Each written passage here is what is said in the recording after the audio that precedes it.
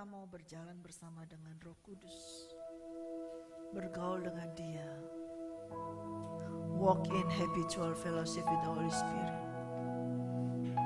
kita harus menghormatinya. Kita harus menghormati hadirat Tuhan. Ya, kita harus menjaga kekudusannya. Ya. Kalau kita tidak menjaga kekudusannya, kita tidak akan bisa bergaul ataupun berjalan bersama dengannya. Ya. Ada beberapa waktu yang lalu telah saya sampaikan tentang hadirat Tuhan yang harus dijaga. Ya. Kehadirannya di dalam kehidupan kita tidak bisa dilihat orang. Kita sendiri bahkan tidak bisa melihatnya. Betul?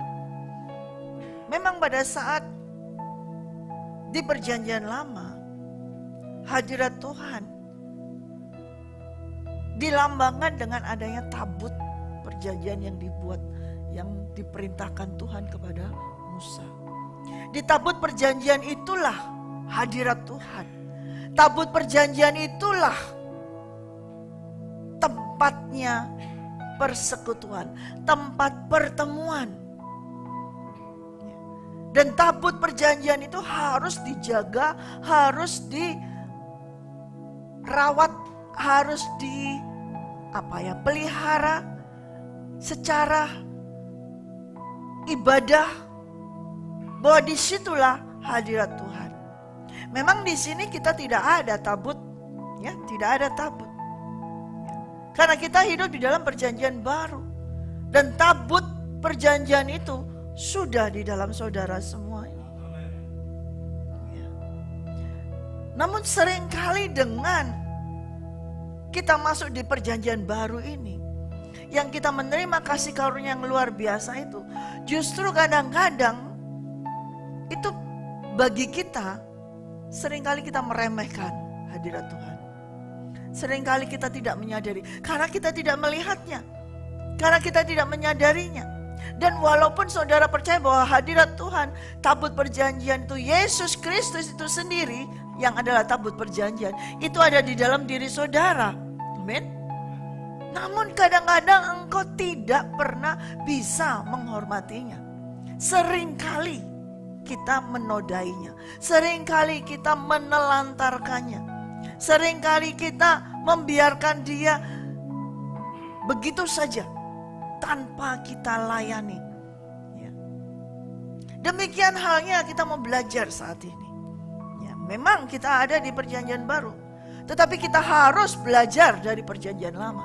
Tidak bisa tidak. Ya. Kita harus belajar dari perjanjian lama.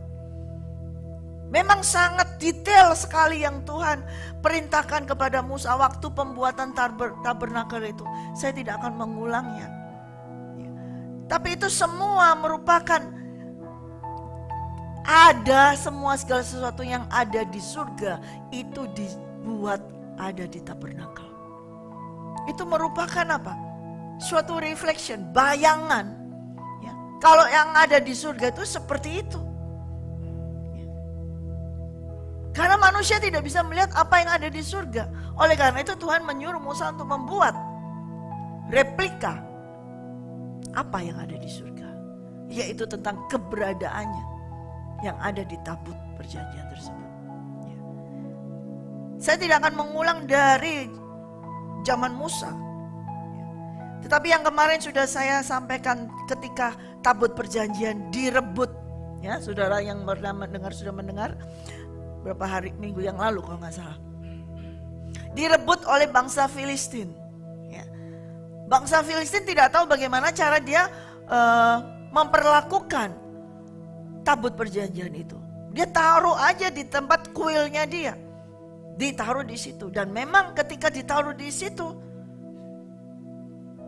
Baalnya dia atau tuannya dia atau Allahnya dia itu sujud menyembah tabut ini. Dagon itu bisa sujud menyembah tabut ini. Berkali-kali begitu. Sehingga mereka ketakutan. Ya. Dan mereka juga menerima tulah itu. Mereka mengalami sakit penyakit semuanya. Akhirnya dikembalikanlah tabut itu. Ya. Waktu mereka mengembalikan, Mereka mengembalikan begitu saja. Yang penting mereka memberikan suatu persembahan. Jangan dengan tangan hampa, harus dengan persembahan. Itu mereka ikuti dan mereka mengembalikan, tidak dengan tangan hampa. Akhirnya tabut itu disimpan di Kiryat Yearim. Ya, disimpan di situ.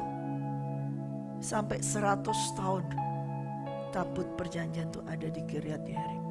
Dari masa zamannya Samuel, Saul, dan Daud. Barulah setelah Daud memerintah kurang lebih 20 tahun, dia mau mengambil kembali. Dia mau mengambil kembali tabut itu supaya dibawa, maksudnya ke Yerusalem. Ya. Tapi ketika hal itu terjadi, dia mau memindahkannya. Kita buka di dalam 1 Tawarikh 13. Untuk kali ini agak banyak ayat-ayatnya, tapi tidak akan saya bacakan semuanya. Di ayat yang pertama aja, 1 Tawarikh 13 ayat 1, mungkin. Daud berunding dengan pemimpin-pemimpin pasukan 1000 dan pasukan 100 dan dengan semua pemuka. Berkatalah Daud kepada seluruh jemaah Israel, jika kamu anggap baik dan jika diperkenankan Tuhan Allah kita, baiklah kita menyuruh orang kepada saudara-saudara kita yang masih tinggal di daerah-daerah orang Israel, dan di samping itu kepada para imam dan orang-orang Lewi yang ada di kota-kota yang dikelilingi tanah pengembalaan mereka, supaya mereka berkumpul kepada kita. Dan baiklah kita memindahkan tabut Allah kita ke tempat kita, sebab pada zaman Saul kita tidak mengindahkannya. Maka seluruh jemaat itu berkata bahwa mereka akan berbuat demikian, sebab usul itu dianggap baik oleh segenap bangsa itu. Lalu Daud mengumpulkan semua orang dari sungai Sikor di Mesir sampai ke jalan yang menuju Hamat untuk menjemput tabut Allah dari Kiryat Yearim. Nah, kita tidak usah baca, tapi saudara sudah tahu bahwa ketika semua itu dilakukan, ya, menurut Daud sudah berbicara kepada para pemuka semuanya, ayo kita bawa kembali yuk tabut Allah kita, ya, kita bawa kembali.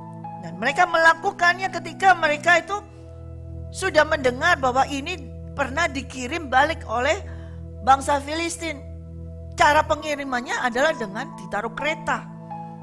Dan kemudian tanpa bertanya kepada Tuhan, Daud melakukan hal itu juga. Dia belikan kereta baru, bukan kereta yang lama, baru juga. Dan ditaruh di situ. Kemudian Daud juga menari-nari. Daud juga ini di ayat yang ke-7. Kita loncat ya. Mereka menaikkan tabut Allah itu ke dalam kereta yang baru dari rumah Abinadab, sedang Usa Ahiom mengantarkan kereta itu. Daud dan seluruh orang Israel menari-nari di hadapan Allah dengan sekuat tenaga, diiringi nyanyian, kecapi, gambus, rebana, ceracap, dan nafiri. Jadi Daud ini juga tetap menari-nari, tapi dengan tenaganya sendiri, dengan kedagingannya dia sendiri. Dengan sekuat tenaga mereka menari, menyanyi semua. Tetapi sampai suatu ketika Usa anak Abinadab itu menyentuh tabut, dikarenakan dia melihat lembu ini mulai goyang, ya, gak benar jalannya, sehingga tabut itu mulai hampir jatuh. Dia punya pemikiran yang benar, dia mau menyelamatkan tabut tersebut jangan sampai jatuh. Dan ketika dia menjamahnya, seketika itu juga ia mati. Daud jadi berhenti, Daud jadi kaget, Daud jadi takut.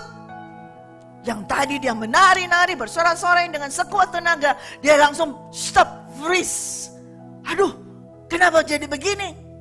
Kenapa kok ada korban? Kenapa kok seperti ini? Ya, tidak berani dia membawanya sampai ke Yerusalem. Jadi disimpan, menyimpang dia, titip di rumah Obed-Edom. Ya. Setelah di rumah Obed-Edom selama 3 bulan, ternyata Obed-Edom ini gak diapa-apain sama Tuhan. Malah dia diberkati oleh Tuhan. Ya. Kenapa Usa ini sampai dibiarkan mati oleh Tuhan? Bahkan katanya kan Tuhan ini kenapa begitu sih? Orang Usa ini kan mau menyelamatkan. Usa ini kan berniat baik. Jangan sampai tabut itu jatuh. Jangan sampai tabut itu oleng sehingga jatuh, rusak. Dia punya niat baik, dia mau menjaganya.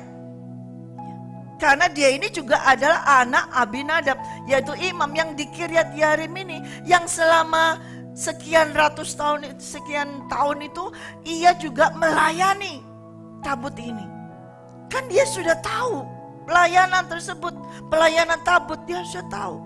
Tapi kenapa ketika itu mau tergelincir, dia mau menyelamatkannya, Tuhan menyambarnya dengan murka dan dia mati seketika. Ketika melihat ini banyak orang yang berkata, Tuhan kok jahat banget sih, kok gitu amat sih, orang mau diselamatin kok malah orang yang mau nyelamatin dibunuh kayak gitu. Ketika melihat itu Daud jadi takut, kaget, kenapa kok mati Usa? Nah, di sini saudara kadang-kadang kita tuh mau berbuat baik untuk Tuhan. Usa mau berbuat baik untuk Tuhan, mau menyelamatkan, tapi tidak berkenan kepada Tuhan. Kenapa tidak berkenan? Ketika dia mau berusaha menjangkau itu tabut, berusaha untuk menyelamatkan itu tabut yang mau jatuh, disitulah dia tidak menghormati hadirat Tuhan. Justru ketika dia mau menyelamatkan itu, disitulah nampak ketidakhormatan dia kepada Tuhan. Dan dia tidak memiliki hubungan intim dengan Tuhan. Kalau dia memiliki hubungan yang intim dengan Tuhan, dia selama ini dia hanya waktu melayani di rumahnya, itu hanya sekedar ritual, itu hanya sekedar kedagingan, itu sekedar karena aku anak imam, aku harus melakukannya. Jadi tidak ada hubungan intim dengan Tuhan. Kalau dia tahu punya hubungan intim sama Tuhan, sekalipun itu oleng, sekalipun jatuh, itu tabut adalah hadirat Tuhan. Tuhan tidak akan membiarkan tabutnya itu jatuh. Amin. Karena dia Tuhan yang maha kuasa. Dia tidak butuh tangan orang lain untuk menyelamatkan dia. Amin. Tuhan tidak membutuhkan tangan kita untuk menyelamatkan dia, saudara. Justru kita butuh Tuhan untuk menyelamatkan kita. Nah, Usa ini mau bertindak sebagai Tuhan, mau menyelamatkan Tuhan. Disitulah ketidakhormatan Usa. Sebanyak orang hamba Tuhan saat ini mau menyelamatkan Tuhan, mau menyelamatkan pelayanan, mau menyelamatkan pekerjaan Tuhan, tetapi tidak menghormati hadirat Tuhan. Akhirnya mati. Ya. Lalu dengan keadaan seperti itu Daud jadi ketakutan. Dia taruh ke rumah Obed-Edom. Ya mestinya itu bukan hanya sekedar dengan maksud baik, tapi dia sebetulnya Daud ini mau menguji. Coba sih taruh di rumah Obed-Edom, nanti dibikin apa lagi? Apakah dia mati sekeluarga? Mau dilihat gimana ini. Tapi ternyata Tuhan memberkati Obed-Edom. Karena Obed-Edom ini juga adalah keturunan dari Imam Lewi. Dan dia memperlakukan itu, menghormati hadirat Tuhan, menjaganya. Bukan hanya secara fisik, tetapi dengan rohnya, dengan jiwanya, dengan tubuhnya, ia menjaga tabut itu. Makanya ia sekeluarga diberkati Tuhan. Ya, ada dua contoh kasus ini, tapi kita biarkan itu, kita mau masuk lagi. Ketika mendengar kabar itu, wah Daud senang sekali. Dan selama menantikan itu, Daud ini sudah melakukan persiapan. Ya, dia sudah persiapan dan dia tahu kesalahan dia. Waktu memindahkan tabut itu dia tidak bertanya kepada Tuhan. Kemudian setelah dia menunggu 3 bulan, dia bertanya, bagaimana caranya Tuhan untuk bisa membawa tabut itu ke Yerusalem, menjadi ada di Yerusalem. Dan dia mendapat cara yang harus membawa tabut itu ke Yerusalem. Kita buka di pasal yang ke-15. Daud membuat bagi dirinya gedung-gedung di kota Daud. Lalu ia menyiapkan tempat bagi tabut Allah dan membentangkan kemah untuk itu. Ketika itu berkatalah Daud, janganlah ada yang mengangkat tabut Allah selain dari orang Lewi. Sebab merekalah yang dipilih Tuhan untuk mengangkat tabut Tuhan dan untuk menyelenggarakannya sampai selama-lamanya. Jadi Daud sudah membangun gedung-gedung, rumah-rumahnya, bahkan rumahnya, istananya sudah dibangun semua. Tetapi untuk tabut ini, dia tidak taruh tabut itu di gedung. Tidak ditaruh tabut itu di rumahnya. Tapi dia tahu tabut ini berasal dari tenda. Maka dia membuat tenda. Dan tabut itu ditaruh di tenda.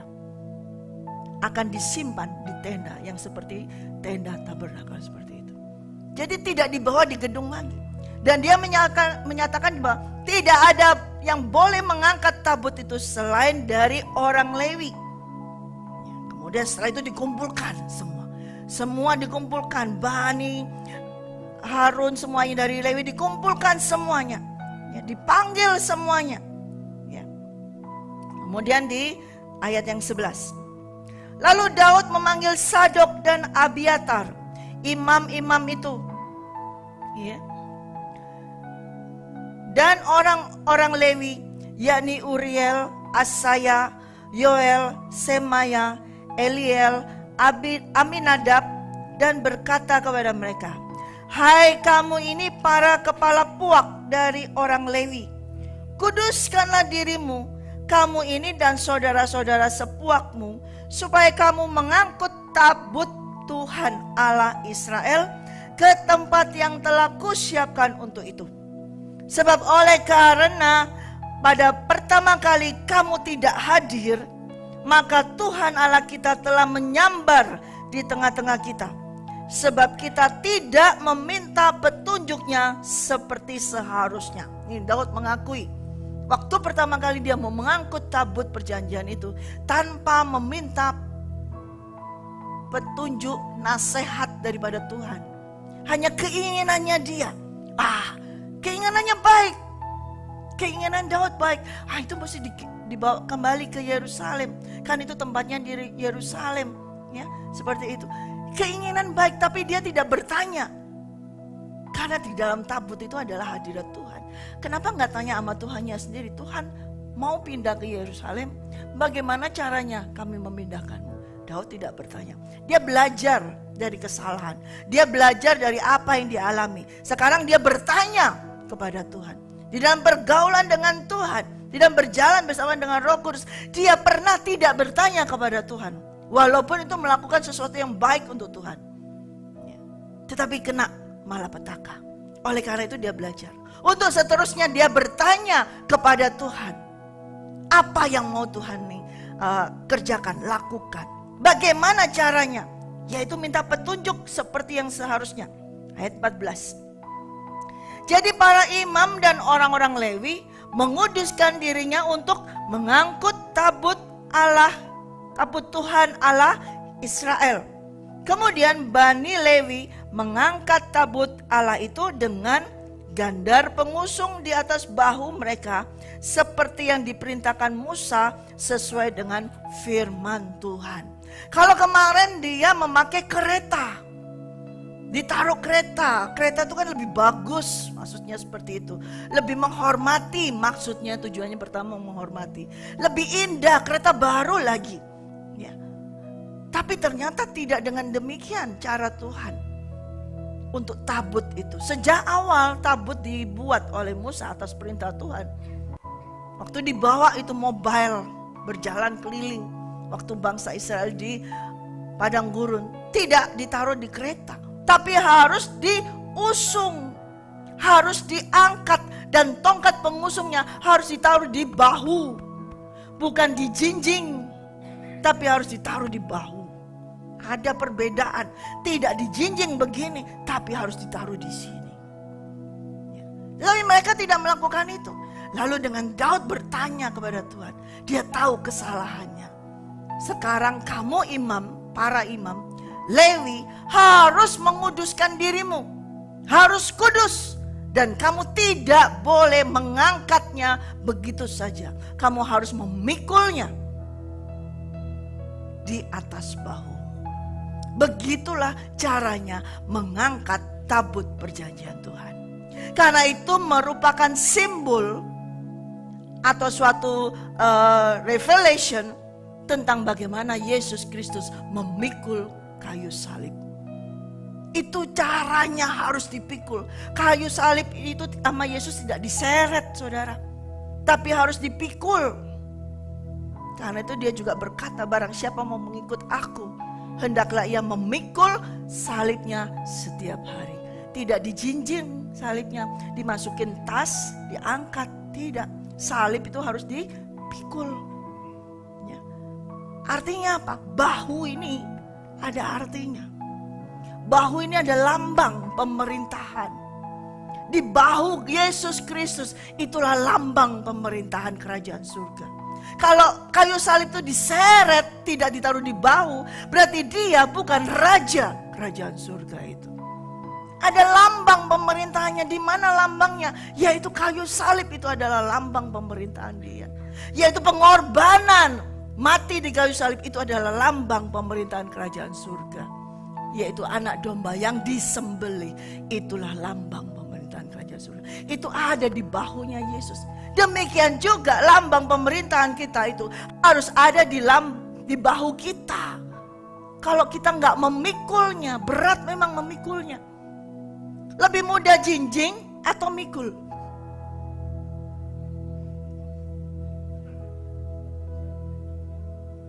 Berat di sini. Ladies aja kalau bawa tas, pegang ini sama di sini, lama-lama ini jadi berat, miring, berat sekali. Tetapi di sini merupakan lambang pemerintahan. Itu ditiru oleh pemerintahan dunia. Itu kalau kasih lambangnya bintang 2, 3 kan di bahu sih nggak ada, di kepala sini juga nggak ada, atau di sini nggak, selalu di bahunya, lambangnya di sininya. Karena itu menunjukkan kamu pemerintahan yang mana. Makanya dilihat, coba dipegang bahunya, ada lambang pemerintahan kerajaan surga nggak? Ada bekas mikul salib nggak? Kalau ada bekas mikul salib itu berat kan? Nah, pasti harus ada bekasnya. Itulah bintangmu. Itulah bintangmu. Apa? Kesulitan, masalah, dipikul di sini. Ada bintangnya, ada lambangnya. Kalau engkau masuk dalam kerajaan surga, pemerintahan kerajaan surga, dapat bintang, saudara. Tapi kalau engkau tidak mau mikul tuh salibmu, tidak mau memikul kesalahan masalahmu, kamu mau seret aja, nggak dapat bintang. Makanya ini bahu penting itu. Imam itu harus memikul tabut itu di bahu mereka, nggak dijinjing.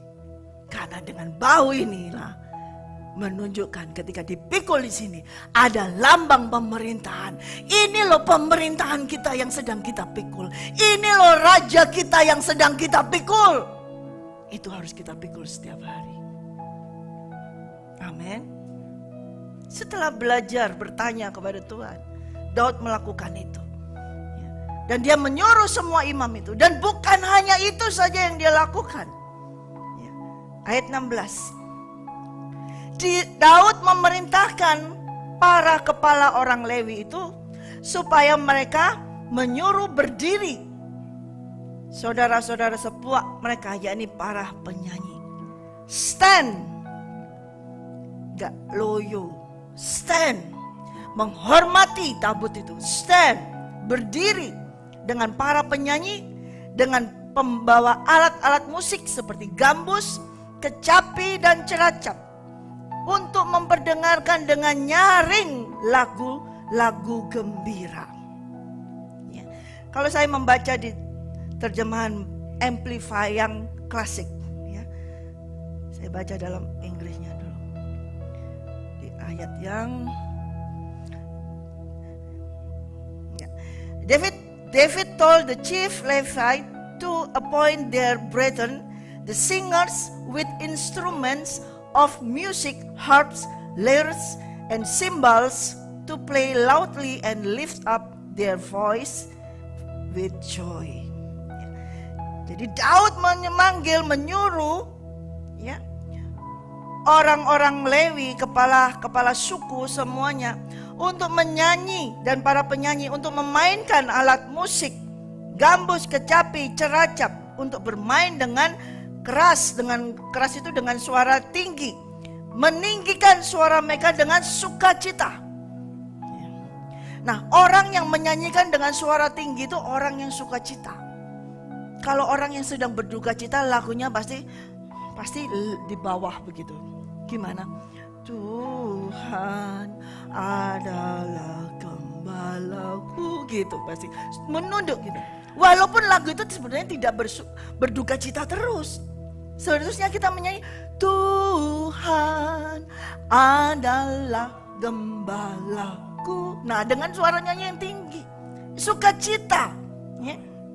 Nah, terus 17. Maka orang Lewi itu menyuruh berdiri Heman bin Yoel, dan dari saudara-saudara sepuaknya Asaf bin Berekia, dari Bani Merari saudara-saudara sepuak mereka Etan bin Kusaya, dan bersama-sama dengan mereka itu saudara-saudara mereka dari tingkat kedua. Nah, ini ada ring 2 ternyata. Ya, Zakaria, Yasiel, Samiramot, Yehiel, Uni, Eliab, Benaya, Maaseya, Matika, Elifele, Miknea, dan Obed Edom, serta Yehiel, para penunggu pintu gerbang. Para penyanyi yakni Heman, Asaf, dan Etan harus memperdengarkan lagu dengan ceracap tembaga.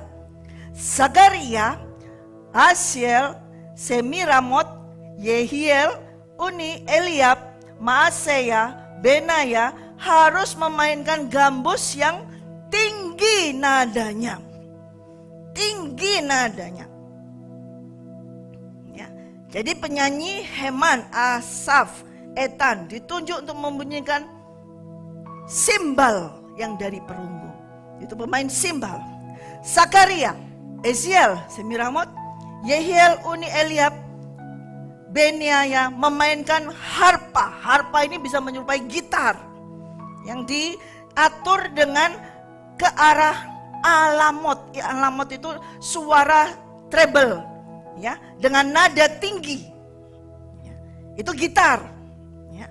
Kemudian Matika, Elifele, Miknea, Obed Edom, Yehiel, dan Asaya akan memimpin dengan kecapi yang diatur ke seminit, yaitu adalah string yang ke-8.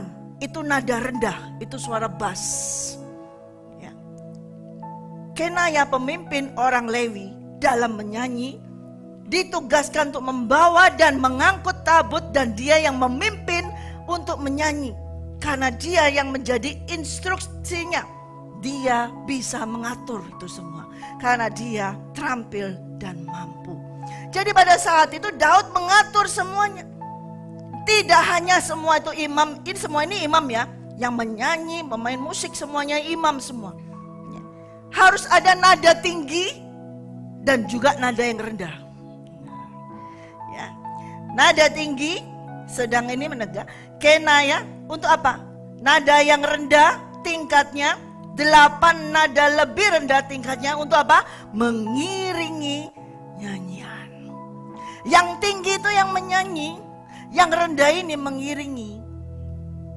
Makanya ada bass, ada gitar. Gitar ini yang main tinggi nadanya, bass itu yang rendah. Itu yang penting, mengiringi. Harus ada seperti jejak yang mengiringi. Jadi ketika ini sudah diatur sedemikian rupa, ada yang main high string, high pitch. Ada yang main low pitch. Tidak bisa cuman semuanya tuh string, high, yang tinggi. Atau semuanya low semua, gak bisa.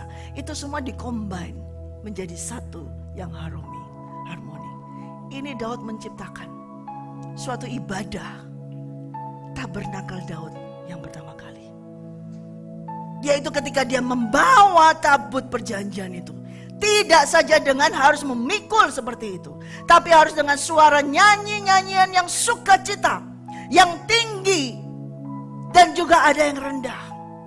Dengan nyanyian yang sukacita yang tinggi, melengking tinggi, itu adalah orang yang bersukacita.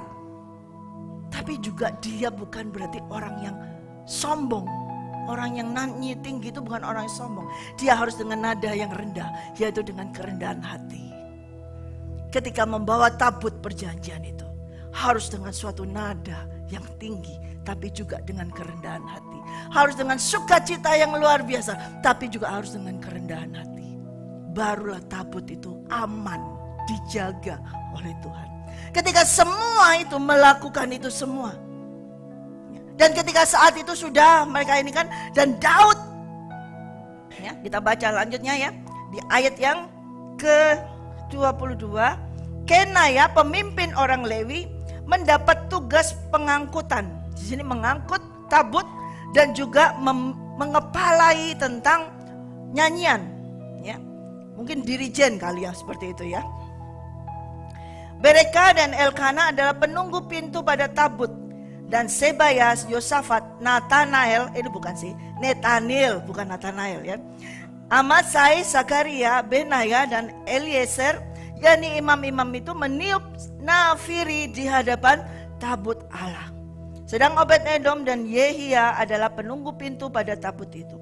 Maka Daud dan para tua-tua Israel dan para pemimpin pasukan 1000 pergi untuk mengangkut tabut perjanjian Tuhan itu dari rumah Obed-Edom dengan sukacita. Dan oleh karena Allah menolong orang Lewi yang mengangkat tabut perjanjian Tuhan itu, maka dipersembahkanlah 7 ekor lembu jantan dan 7 ekor domba jantan. Daud memakai jubah dari kain lenan halus. Juga segala orang Lewi yang mengangkat tabut itu dan para penyanyi, dan Kenaya yang mengepalai pengangkutan dan para penyanyi. Daud juga memakai baju efod dari kain lenan. Seluruh orang Israel mengangkut tabut perjanjian Tuhan itu dengan diiringi sorak dan bunyi sangkakala, nafiri dan ceracap, sambil memperdengarkan permainan gambus dan kecapi. Ketika tabut perjanjian Tuhan sampai ke kota Daud, maka Mikal anak perempuan Saul menjenguk dari jendela lalu melihat Raja Daud melompat-lompat dan menari-nari. Sebab itu ia memandang rendah Daud dalam hatinya. Sampai situ dulu. Ada aturannya ternyata. Mengangkut tabut Tuhan itu ada aturannya. Di dalam kita menghormati hadirat Tuhan itu ada aturannya. Enggak hanya asal saja. Di sini Tuhan sangat disukakan ketika Daud memulai suatu tatanan ibadah baru dengan puji-pujian, dengan musik. Yang ketika waktu di zaman Musa tidak ada alat-alat apapun dan tidak boleh semua itu masuk. Tapi di sini banyak, ada penyanyi, ada choir, ada WL. Ini Kenaya ini WL ya, worship yang memimpin kali seperti itu WL. Ada yang memimpin musik, ada yang memimpin pujian penyembahan. Dan itu semua dimulai harus dengan high note. Makanya penyembahan itu harus sampai naik. Bukan dengan daging, bukan dengan kekuatannya sendiri. Seperti Daud waktu pertama kali menari dengan segala kekuatan tenaganya. Tapi sekarang dia memulainya dengan roh, tidak dengan daging. Sampai naik itu semuanya. Semua nyanyi sampai naik, dan juga ada yang low, yaitu ada yang di bawah, itu yang menggabungkan semuanya ya, dengan segala kerendahan hati. Sampai dia melihat itu bagaimana Tuhan menjaga para Lewi itu waktu mengangkat tabut itu. Gak ada yang mati, gak ada yang terkapar, tidak ada yang terlempar. Semua berjalan. Dan yang di depan penyanyi semuanya tetap menyanyikan itu semua. Puji-pujian tetap dinyanyikan. Ya. Dan ketika pengangkat tabut itu melangkah 6 kali, barulah di situ 6 langkah Daud mempersembahkan korban 7 ekor lembu jantan dan 7 ekor domba jantan. Dipersembahkan. Ada apa? Bukan hanya nyanyian, pujian, penyembahan, tapi ada korban bakaran. Itu harus ada korban bakaran ini tetap. Ya. Dan terus dia memakai bukan baju biasa, bukan baju kerajaan yang dia pakai. Bukan dia memakai mahkota kerajaannya, dia memakai pakaian lenan. Saudara pernah mendengar ajaran tentang kain lenan? Masih ingat nggak? Iya, masih ingat ya. Kain lenan, jadi polos kain lenan. Daud polos, tidak ada pernak-pernik apapun yang dia pakai. Kalau dia sebagai raja banyak sekali pakai. Tapi dia sebagai raja, dia mengenakan pakaian lenan biasa, hanya ditambah dengan baju efod yang dari lenan juga. Artinya dia merendahkan dirinya di hadapan Tuhan Allah Bapa. Dia merendahkan dirinya di hadapan kerajaan surga, di hadapan tabut perjanjian yaitu Tuhan Allah Bapa. Dia merendahkan dirinya. Dan dia menari dengan sukacita, dengan rohnya, tidak dengan dagingnya lagi, tidak dengan sekuat tenaga, tapi dengan seluruh rohnya dia menyanyi. Nah, inilah perbedaan ketika ia menari yang pertama dengan Daud yang menari yang kedua. Sama-sama menari, sama-sama ada penyanyi, tapi bedanya yang pertama dengan daging, yang kedua dengan roh. Oleh karena itu, Opa Alex selalu mengajar kepada saudara semua kan, menyembah dengan roh, bukan dengan daging. Walaupun suaranya bagus, tapi kalau engkau menyanyi dengan emosi, gak akan sampai kepada Tuhan. Itu akan membunuh dirimu sendiri. Yaitu seperti Usa, emosi dia. Emosi supaya jangan sampai ini jatuh. Seharusnya dia tahu bahwa ini adalah hadirat Tuhan. Dia tidak boleh menjamahnya. Sekalipun semua menyanyikan dengan indah, bagus, tapi kalau itu emosi, itu merusak kita sendiri. Karena itu menjauhkan hubungan kita dengan surga. Itu menjauhkan kita dengan hubungan dengan tabut perjanjian, yaitu Tuhan Allah Bapa itu sendiri, yaitu Yesus Kristus itu sendiri.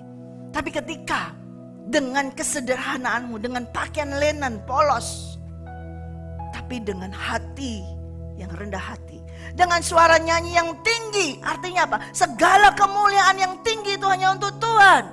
Sukacita yang tertinggi, semuanya itu kamu sampai ke high note yang tinggi, itu untuk Tuhan. Di situ Tuhan sangat berkenan, dan Dia menjaga itu tabut diangkut sampai ke tempatnya dengan aman, tidak ada kecelakaan, tidak ada apapun juga. Dari situlah baru mulai ya, yang terkenal dengan tabernakel Daud, yaitu ada puji-pujian, ada penyembahan, ada nari, ada semuanya. Tapi nggak asal, nggak seperti yang pertama. Wah, kalau asal seperti itu nggak beda dengan dunia dong. Di dunia juga begitu dong, mereka menyanyinya, mereka juga menarinya begitu loh, seperti itu. Jingkrak-jingkrak yang seperti itu, mereka dengan sekuat tenaga juga. Tapi Daud tidak, dia belajar. Karena dia bergaul dengan Tuhan, dia bertanya, aku mesti menari seperti apa? Aku mesti menyanyi seperti apa? Alat musik apa yang boleh dinyanyikan? Not yang mana yang boleh dinyanyikan? Di sini baru muncul, sudah baca sendiri. Di Alkitab sudah ada high note dan low note. Itu harus bersama-sama. Gak bisa semua pemain musik sini main semua high note semua. Gak bisa, tabrak semua akhirnya. Pecah tuh telinga semua. Jadi penting ada yang di atas, juga penting ada yang di bawah. Yang di bawah ini justru yang low note ini justru yang mengiringi. Seperti drum, ada yang di bawah. Apa namanya? Kalau yang di bawah note ini kick. Nah, dan di high atas apa? Simbal. Itu semua harus dimainkan. Tapi kalau main simbal terus juga nggak bisa. Nah, seperti itu. Ini sudah ada di Alkitab. Ya. Jadi MD pemain musik belajar ini, baca di sini sama pemain musik ya, ada di sini. Daudlah yang pertama kali mengubah ibadah ya dari Musa sampai ke Daud, dia ini. Karena dia tahu mau menyenangkan hati Tuhan dengan pujian penyembahan. Tapi gak asal muji, gak asal nyembah, gak hanya lip service, tapi dengan rohnya dia. Dengan roh yang betul-betul menyembah dia, betul-betul menghormati hadirat Tuhan. Sekalipun dia raja loh, dia mau merendahkan dirinya. Sampai dia dihina oleh istrinya, anaknya Saul ya. Tapi dia gak peduli, karena dia merendahkan diri di hadapan siapa? Tuhan Raja di atas segala raja ya. Di situ dia memuji Tuhan dengan segala kebesarannya. Makanya muncul kata-katanya bahwasanya Tuhan baik semuanya, kasih setianya selama-lamanya. Ya. Karena dialah Tuhan maha besar. Nah, itu Daud melihat bagaimana Tuhan. Dia waktu menari itu dia mengeluarkan kata-kata pujian penyembahan kepada Tuhan. Dengan menyanyi, menari itu dia mengeluarkan. Karena dia melihat Tuhan menolong. Tidak ada cacat, tidak ada jatuh, tidak ada kecelakaan ketika tabut ini diangkut ke Yerusalem. Maka dia mengeluarkan suatu nyanyian puji-pujian yang luar biasa. Ya. Dan kalau kita menyanyi puji-pujian yang luar biasa, ya, jangan dengan hati yang duka cita, tapi harus dengan hati yang sukacita. High note, hati sukacita, tapi dengan hati yang rendah hati, tidak dengan kesombongan, tapi dengan segala kerendahan hati. Karena kita ini waktu menyanyikan sebab Tuhan maha dan itu siapa? Tuhan toh, bukan kita kan yang nyanyi. Suaranya harus high, tinggi, tapi dengan hati yang low, rendah, dengan note hati yang di bawah ini low, rendah. Bahwa dialah yang ditinggikan, bahwa hanya dialah yang ditinggikan, dibesarkan, karena nyata perbuatannya, tidak ada malapetaka lagi. Dan itu perjalanan jauh juga loh, dari Kiryat Yearim ke Yerusalem. Dan itu selamat, dan akhirnya itu masuk, ditaruh di tenda yang sudah disiapkan oleh Daud. Ya, coba kita lihat pasal 16. Tabut Allah itu dibawa masuk, lalu diletakkan di tengah-tengah kemah yang dipasang Daud untuk itu. Kemudian mereka mempersembahkan korban bakaran dan korban keselamatan di hadapan Tuhan. Berapa kali korban yang dilakukan? Tadi yang pertama ketika para imam itu berjalan 6 langkah, langsung dikorbankan 7 lembu jantan, 7 domba jantan. Begitu masuk bisa sampai di tenda dengan pujian dan penghormatan dan tidak ada kecelakaan, Daud langsung mempersembahkan korban bakaran dan korban keselamatan di hadapan Tuhan. Dia memberikan itu semuanya. Harus ada korban. Dan ini terus dia katakan setelah Daud selesai mempersembahkan korban bakaran dan korban keselamatan, diberkatinyalah bangsa itu demi nama Tuhan. Lalu dibagikannya kepada setiap orang Israel, baik laki-laki maupun perempuan. Kepada masing-masing sekeping roti, sekerat daging, dan sepotong kue kismis. Juga diangkatnya dari orang Lewi, itu beberapa orang sebagai pelayan di hadapan tabut Tuhan. Untuk memasyurkan Tuhan Allah Israel. Dan menyanyikan syukur dan puji-pujian baginya. Kepala ialah Asaf, dan sebagai orang kedua adalah Zakaria, lalu Yehiel, Semiramot, Yehiel, Matika, Eliab, Benaya, Obed Edom, dan Yeyel yang harus memainkan gambus dan kecapi. Sedang Asaf harus memainkan ceracap. Dan Benaya serta Yehiel, imam-imam itu selalu harus meniup nafiri di hadapan tabut perjanjian Allah. Itu terus menerus ada ibadah itu. Itu terus menerus ada ibadah itu. Dia bersuka cita, bersukaria, bersorak-sorai. Untuk siapa? Untuk Tuhan. Dengan menjaga tabut itu, dia tahu bahwa ini Tuhan hadir di sini. Dengan kehadiran Tuhan di sini ada di tabut walaupun berupa kotak begitu saja, tapi Tuhan hadir dan dia sangat menghormati hadirat Tuhan. Sekarang kita ada di perjanjian baru. Tidak ada tabut perjanjian itu. Tapi Tuhan Yesus berkata, pada waktu itu kamu akan tahu ya, bahwa aku di dalam Bapakku dan kamu di dalam aku dan aku di dalam kamu. Berarti tabut perjanjian itu ada di mana? Hadirat Tuhan ada di mana? Hadirat Tuhan ada di mana? Di dalam siapa? Di dalam kota. Di dalam kita kan? Di dalam sini. Oleh karena itu kita harus selalu mengkuduskan tubuh ini. Kita harus mengkuduskan bait Allah ini. Kalau kita bergaul dengan Dia, berjalan dalam hadirat Tuhan, berjalan terus dengan Roh Kudus, tubuh ini harus kudus. Yang penting kan rohku saja, tubuh kan nggak apa-apa, tubuh ini kan fana nanti kan nih. Tapi selama ini kita ada di sini, roh kita ada di dalam tubuh kita. Kalau tubuh kita nggak kudus, bagaimana roh kita bisa kudus? Itu adalah kebohongan. Ya. Yang penting roh kita. Nggak apa-apa itu semuanya masalah yang dunia lahiriah itu nggak apa-apa. Yang penting adalah rohaniku. Nggak bisa juga. Tubuh ini harus dijaga. Tubuh ini adalah tempat bait Allah. Hadirat Tuhan ada di sini.